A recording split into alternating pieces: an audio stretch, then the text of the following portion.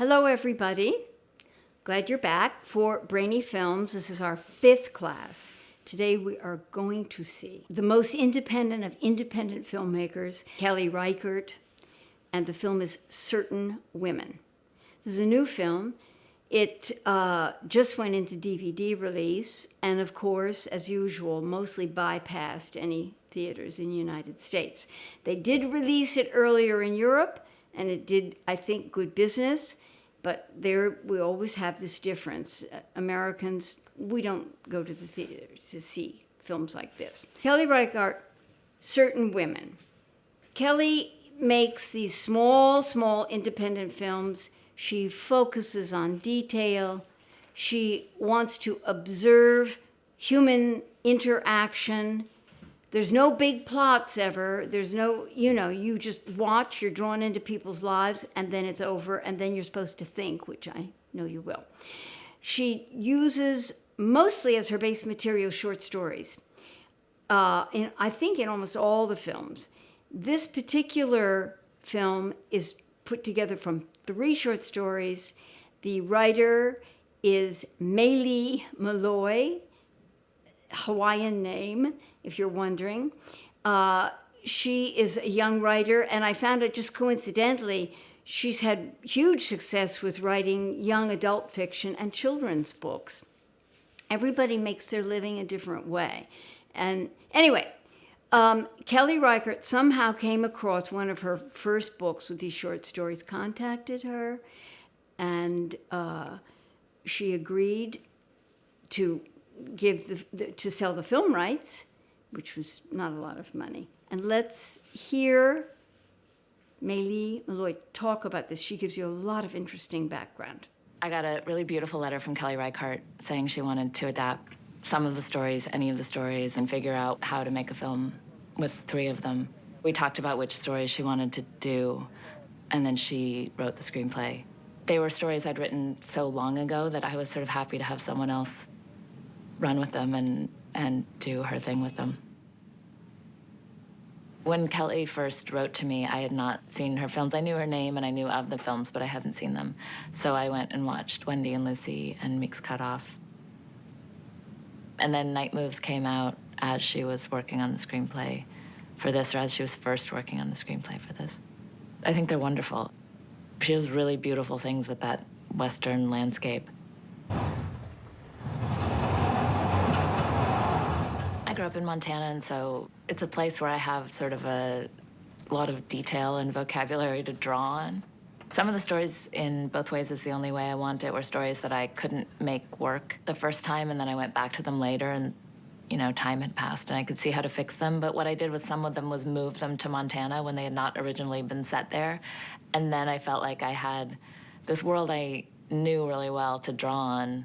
And I think it's probably true for Kelly, too, that there was going to be stuff in that landscape that was going to let her tell the story. Hey. I was raised by lawyers, which is kind of like being raised by wolves. Small town lawyers. Everyone sort of knows each other. And most people only deal with lawyers when something extreme is happening in their lives. So lawyers tend to have good stories. And I also think they have to be good storytellers because that's their job, is to present a narrative and get people to believe it. The contractor is clearly negligent. Yes. You see? But your previous settlement precludes a tort claim. Employees are required to have insurance so workers' injuries can be covered. But as soon as you take that first money, you've settled. My stepmother's a lawyer, and she did workers' comp law. The stories in both Tome and Travis B. are sort of based on stories my stepmother told me at some point. Half in Love was my first book. The stories in Half in Love are really stories I wrote when I was in my mid-20s. And the stories in Both Ways Is the Only Way I Want It are stories that were written sort of over time. But Travis B. was published before I published any of my books. Kelly had read both collections and was just picking from both. Originally, the 3 stories were the first and the last story that are in the film, and then the middle one was a different story. It was a story called 13 and a Half, which has a teenage daughter in it, which made its way into the film when she switched stories to a story called Native Sandstone, which is now the Michelle Williams segment.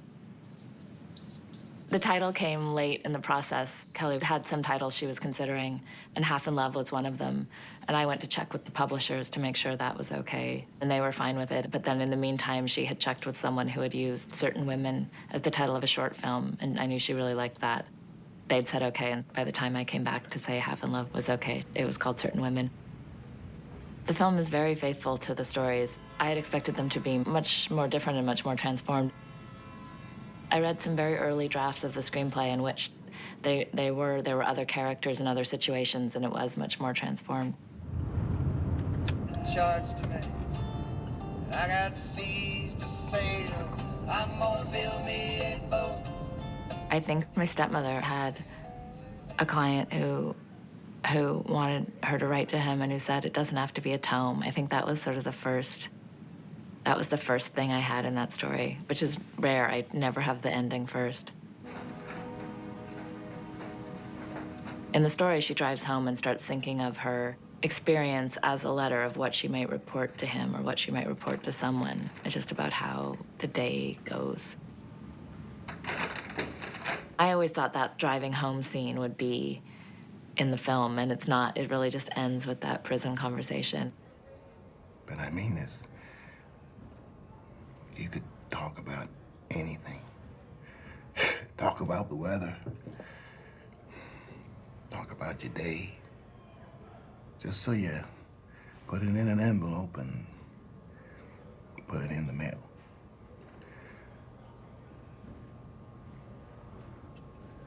It doesn't have to be a tome. Okay. She's explained the law over and over again to her client, and he keeps fighting her, and he keeps pushing and resisting, and she gets this other male lawyer to sit down with him, and that lawyer explains to him that he has no case. The lawyer said you have no case, and my client said, okay. Just like that? Just like that. He repeated the same things I've been saying for the last 8 months. It'd be so lovely to think that if I were a man, I could explain the law and people would listen and say, okay. It would be so restful. I think my stepmother's had that feeling, you know, I felt like that was something she would say. There's actually a one-act opera based on that story in which the character sings that line, and it's really beautiful and always gets this huge laugh. And I've had women who do workers' comp and tort law come up to me and say, that is my life, is explaining to people that they have no tort claim and having them not believe me. That's what I do all day long. Native sandstone is actually set in Utah. There was a guy when I was living in Utah who had this pile of sandstone in his yard that was a sort of covetable pile of sandstone, and he played bluegrass guitar, and that story was very much from living in Utah. In some ways, it's the most faithful to the actual words of the story, but in some ways, it's the most different because the Michelle Williams character is very different from the character in the story, and it has the teenage daughter in it, and it's set in Montana, where the story is not originally set. And in the story, he's not having an affair, and she's not sneaking cigarettes on her run, which is a detail I love. Just asking town. Albert, so we were wondering about the sandstone in the front yard and if you'd be willing to sell it to us. Michelle Williams' interpretation of the character is darker and slightly harsher. I mean, if you wanted to get rid of it, we'd take it off your hands. And because they brought in the teenage daughter, she has someone to kind of push against her and to push against in a way she doesn't in the story.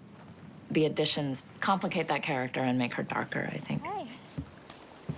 What's so funny? Nothing. How'd you sleep? Fine. You hear those coyotes howling? I was sleeping. The fact that we already know her husband's having an affair makes it much more about the marriage than the story is. The story is really about trying to create this authentic thing by taking something from someone else and pointing out to them the shortness of their life and then feeling awful about it. It almost didn't feel worth it.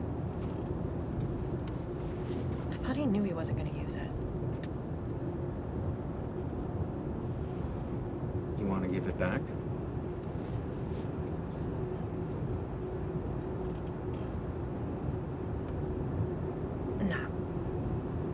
Someone else will just take it.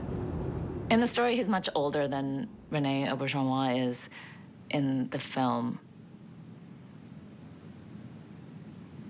There's much more of a sense that he is frail and close to death in the story. But in his own mind, like, he doesn't think he's frail and close to death.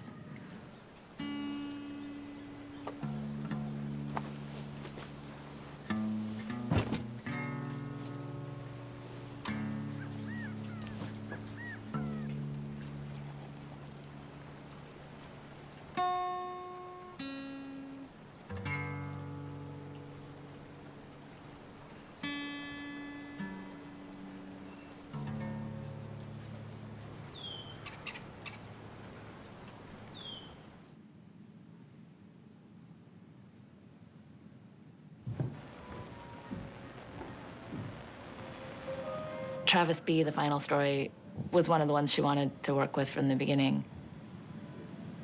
I didn't know she was going to change the gender. We never talked about it. I didn't know until I was sitting alone in a screening room that she cast Lily Gladstone in the part of the ranch hand who's male in the story.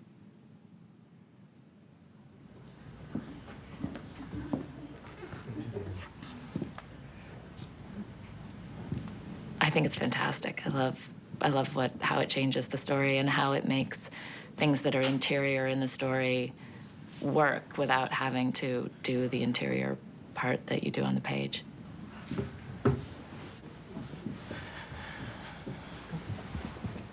Hello. When my stepmother was first out of law school, she took a job in Glendive because she thought it was in Belgrade. And I have a thing like that with names where if they have the vowels in the same places and they kind of look alike on the page, I could get them confused. So she took this job that's really far away from Missoula, and she was driving from Missoula to Glendive twice a week and then driving back to do her other job. And they were letting her do it because they thought it was funny. And I just always thought that was such a great story and didn't know what to do with it because she didn't meet any ranch hands. Montana's so big, you can drive all day and not get out of it. And two people can be from Montana and be from completely different worlds. You know, neither of them is rich, neither of them is privileged, but they still come from completely different worlds. And that was interesting to me, like kind of teasing that out. Because I think most people think Montana, it's kind of all one thing. So much of the story is interior. It's in Chet, or the rancher's, head. I was really curious about how Kelly was going to do that, how she was going to make that work on film. You know, in the story, you know his loneliness and know that he's just kind of looking for human contact. And I think you feel that in the film. Lily's face is so expressive. I feel like you just feel what she's feeling at every moment. The scenes with the chores and with no company except the horses and that corgi, that fantastic corgi. I think you feel her just wanting to go where people are and wanting and seeing a light on and people inside and being drawn inside. So I think you actually sort of feel the loneliness that is on the page in the story when she goes into that school.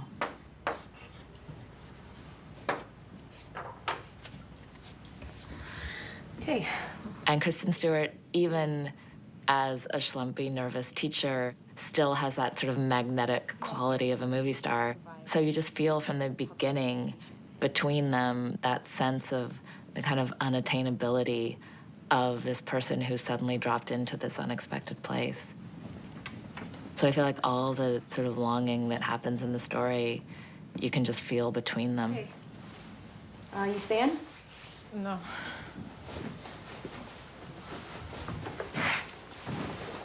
Are you registered for this class? No, I just saw people coming in. Short stories have sort of the right amount of narrative for films.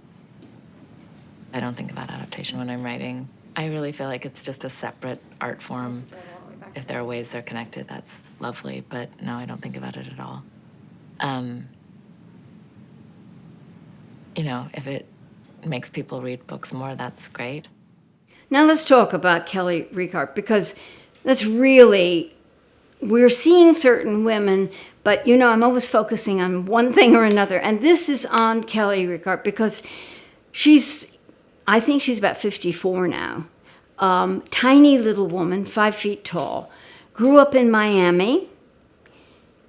Left Miami, went to Boston Fine Arts, got her master's there, and just wanted to be a filmmaker. She loved photography, wanted to be a filmmaker. So she made some short films, got them made, and then walked into the brick wall, which we all hear about in Hollywood, which is women directors, no, no thank you, goodbye. And she said she got so discouraged, went to New York, got a teaching job at Bard, and she basically teaches. And that's how she makes a living. But she's very well connected, and she made some very influential friends. And she's had a lot of help getting her films made. One of her friends is Todd Haynes. He did Kate Blanchett, her big movie last year. He's an unusual director, but he's a very close friend of hers, and apparently does most of the fundraising for her. You've been called the quietest of great American filmmakers. What do you make of that statement? The quietest, I don't know. I don't know. I think it really describes you.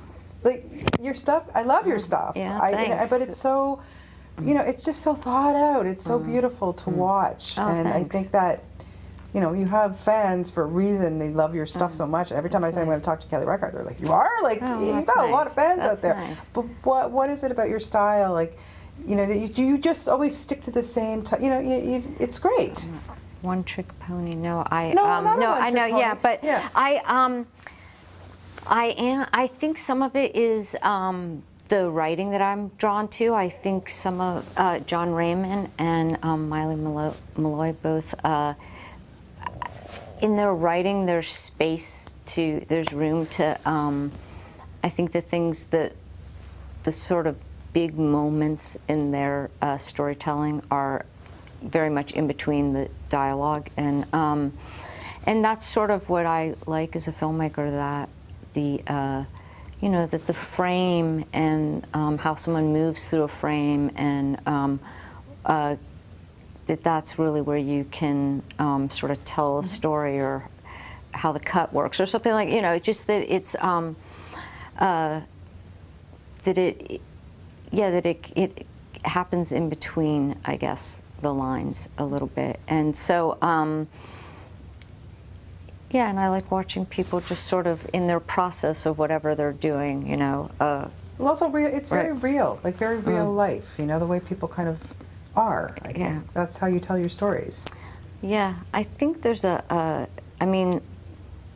everything's faster all the time, and it doesn't feel like a natural rhythm to me. So the idea that I'm, that things are happening in this other, it's a pace that I feel this pull towards the speed of things. It really feels almost like when you are someplace and you just, with the amount of advertising you're being hit with at all times, I really feel like there's something that's directing the speed of our lives that maybe isn't great for us, and I want to sort of tug on the other side and try to Reichardt trusts the viewer, and she expects the viewer to watch. These are very small stories. This one was taken from 3 short stories, and therefore, it's 3 different stories. The first one is Laura Dern, whom I'm sure you're all well aware who Laura Dern is, just consummate actress. She's playing the part of a woman lawyer, a middle-aged woman lawyer, and demonstrating all the frustrations. Remember, certain women, that women have. She has a particular client who doesn't believe it when it comes from her mouth, takes him to her compatriot who's male, and immediately the guy, oh, okay. It's the frustration that women feel being out in the world. The middle story is Michelle Williams, who is a stalwart in Kelly Reichardt's films. I find this a fascinating story. It's a transplanted couple from California. They've left, the crazies of California. Let's go lead the simple life. But they are trying to create an authentic life. Everything in the house they built must be the proper stone, the proper wood. And we see behind the scenes, what about the marriage and the family? And there is a teenage daughter, and what a portrayal that is. That's an accurate one. And the final short story that she addresses has Kristen Stewart in it. I think so highly of Kristen Stewart. This is a fascinating filming of a short story. It was originally written with the Kristen Stewart part as another lawyer, but you heard the author talk about that, why she uses lawyers so much. Kristen Stewart is this young, struggling lawyer, just overworked, feels like she has no life, like most young people do, paying off debt. And it is the meeting of this singularly fascinating person who works on a horse farm, and she is drawn to Kristen Stewart. I saw this as, they played down very much in any discussion of the film, the lesbian theme of it. They don't want you concentrating on that, and that alone I felt fascinated by, because it's an obvious attraction of one woman to another. Is it just loneliness? Would this just be friendship? I mean, I sense something else, but I'll be interested I think it's obvious, but I'm interested what you think. The shots of their faces, the loneliness, the trying to get through to somebody, the meeting somebody and two people just, as Kristen Stewart described, just talking like that through each other is really well done. Mr. Fuller. What are you doing here? Came to see my lawyer. Listen, you can't keep coming here. We were wondering about the sandstone in the front yard and if you'd be willing to sell it to us. You don't have to sell it if you don't want to. Gina wants this new house to be authentic.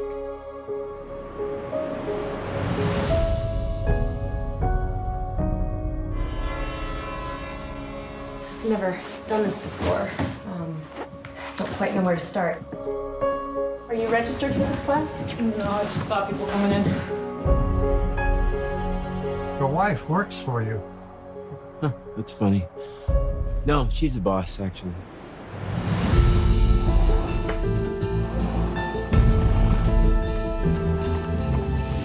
He's gonna tell you the same stuff I've been telling you. I want you to hear it from somebody else.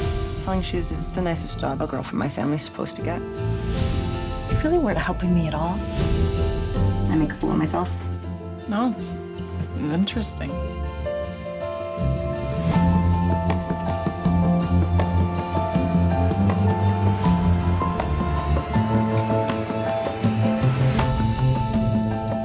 Let's you and I make an effort to be nice to your mom. Because Because neither of us do very well without her.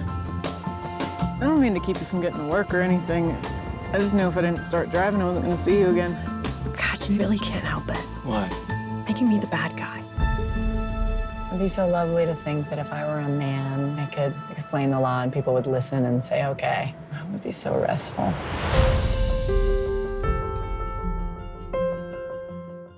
Kristen Stewart, to me, although Lily Gladstone, who plays the part of the ranching girl, kind of steals the whole show in a way.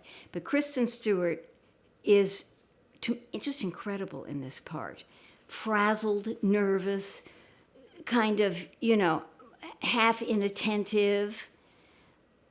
But the final scene between the two of them in the parking lot is, to me, really one of the great scenes I've seen this year. I mean, you will watch, you will see. And then the directorial brilliance of what she does, Kelly Reichardt, for the end of the movie following the truck, is incredible. And people say, yes, well, this is a film where nothing happened. Everything happened. Everything happens in this film. This is daily life, the way we all live it. Trying to make contact with people doesn't work out, living alone, trying to get along. All she does is put the camera on people, and we can watch, and if you have great actors, you watch their expression, and it should open to everybody a million stories in their heads. We are here at the Wraps interview studio at the Sundance Film Festival 2016 with a group from Certain Women. Really excited to talk to director Kelly Reichardt and the actors in the film, Kristen, Stewart, and Lily Gladstone. I'm a little tongue-tied, I guess, this morning. So Kelly, tell us about the film. This feels like it has some connection with some of the political stuff that's going on in our country. It's really a personal film, small, little life politics of everyday struggles. Lily plays a rancher, and Kristen plays Beth Travis, a lawyer, a struggling lawyer. And it's really, it takes place in Livingston, Montana, and it's just little small struggles in life, yeah. So tell us why you made this film. Where did this come from? They're based on they're small stories. They're from the stories of Maile and Meloy, the writer, Montana novelist, and these are from a collection of her, 2 collections of short stories that are wrapped into one screenplay. It's a story. It's broken up into 3 segments, which are kind of seemingly unrelated. One thing that Kelly had said to me initially about the project, which I didn't really pick up on, but then kind of held on to for the rest of shooting, was that it's one through line is kind of that all these people are definitely after something that is unacquirable. That's like they can't have it.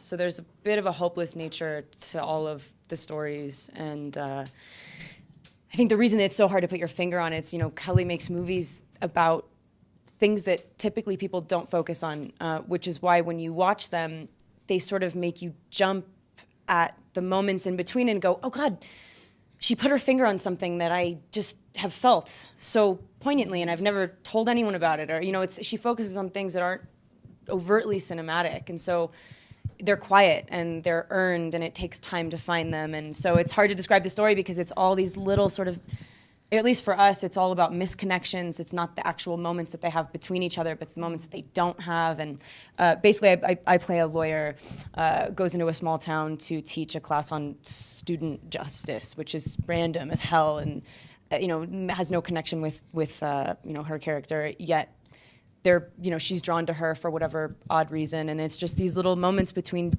2 people in a, duration of like a 2 or 3 week period that says a lot about 2 very different, quiet, lonely souls that never really get to know each other. Thank you so much. Certain Women's playing at Sundance this year. We really look forward to seeing it. Thank you guys for coming. Thanks for that. I just want to say one thing about the filming and the beautiful shots, which are just, they just arrest you. Reichardt says she never takes a shot of a mountain or something beautiful in nature, and she's known for this because the films are so beautiful. For that alone, she doesn't want to knock us off our feet with, oh, look at this gorgeous, gorgeous Montana. She always connects it. It's always part of the narrative. She grew up in Miami and has had to fight for everything she has. And this is one of the few people that, you run across in the arts, especially in the film world. She is so, as you see in the interviews with her, she is so calm. I think she likes her life. I think she accepts where she is. She is not looking to be Catherine Bigelow and make some, she's not interested in that. Let's just say here's a satisfied person who's doing what they love. She's not doing it to win the popularity contest. But, she's so highly esteemed in the film world. She's so confident with people not doing anything. Some actors need to be helped into that. It's like if you're ever trying to tell the story too much. It's like, chill, you don't need to do that. It's gonna find itself. It'll just, like, whatever's worth it will rise. You know, as an actor, it's your job to kind of tell a story sometimes. And in this case, she just doesn't work like that. That's why her films are so drifty and natural and alive.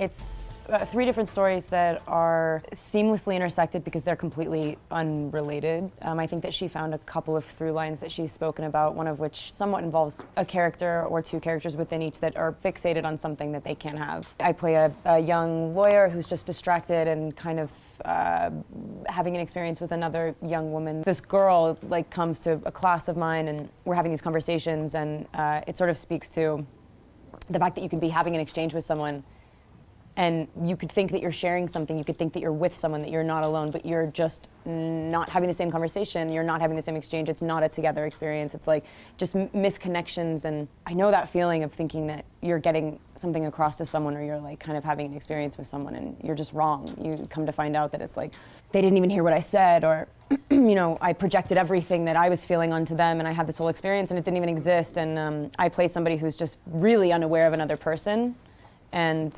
quite lonely herself, and it was just a beautiful environment to be quiet and a little bit meditative. And I love her movies. I think that she focuses on things that people don't focus on in film. She looks at the stuff in between the moments that people usually focus on. She doesn't fabricate anything. It's all about finding and discovering and letting things live and breathe, and she's not trying to entertain anyone. She's so comfortable sitting and watching nothing happen that ultimately something seeps through, and it's not something that can be controlled, and it's not something that you could ever plan. And I love her movies. People always ask me if I prefer to do bigger or smaller movies, or if there's some dream part.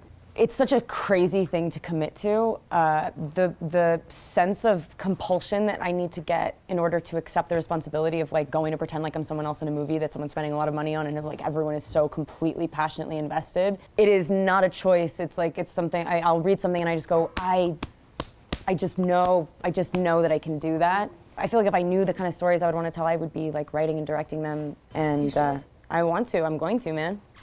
But I navigate really instinctually. I read everything, and there's shit, and there's great stuff. That is Certain Women. I think one of the really, really good films this year. That was Certain Women. Thank you so much for joining me. If you haven't seen it, you'll enjoy it. Remember, you have to subscribe here on YouTube and then click that bell, and then we'll be all straight with that. I will be seeing you next time. Join me next week for more Brainy Films. Thank you. Bye.